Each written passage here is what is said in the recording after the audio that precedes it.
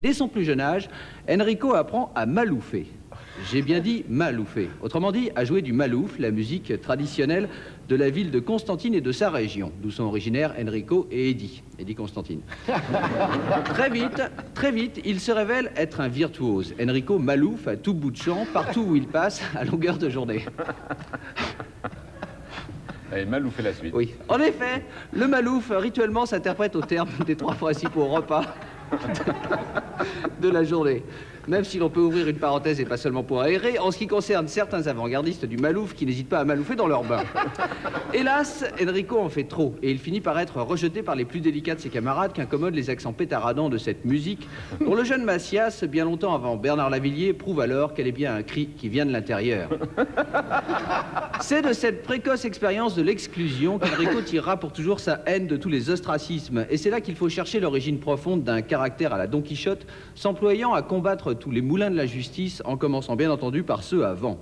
Ce combat débuta modestement. En effet, dans les années 60, en pleine vague yéyé, il fallait être sacrément gonflé pour prétendre percer grâce au malouf.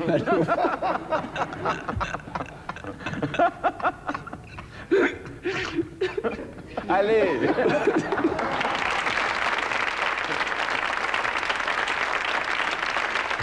Pas un bon maloufeur, vous, hein? Pas trop bien, ils sont pas ça.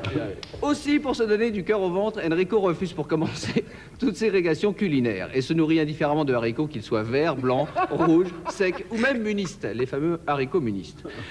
Mais n'oublions pas que le pays d'Enrico, l'Algérie, traverse alors une période très agitée. Fuyant ces effroyables luttes intestines, il franchit la Méditerranée. Décidé à peaufiner son art, il s'adonne alors à l'étude des instruments harmoniques, puisque jusqu'alors, il ne jouait que de la batterie.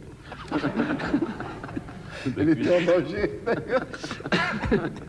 Il largue donc sa grosse caisse pour le flageolet, la bombarde et la trompette, et devient un véritable homme orchestre. Dont le talent explose littéralement à la face du monde lors du festival de Castelnaudary, où il partage l'affiche avec Petula Clark, Nino Rota et les haricots rouges. Fort de son succès, il se lance alors dans une croisade contre le mal au sens large. Le racisme, l'intolérance, qu'elle soit gastrique ou morale, la violence, la guerre, la constipation chronique, l'amour bafoué, l'indifférence et l'aérophagie sous toutes ses formes.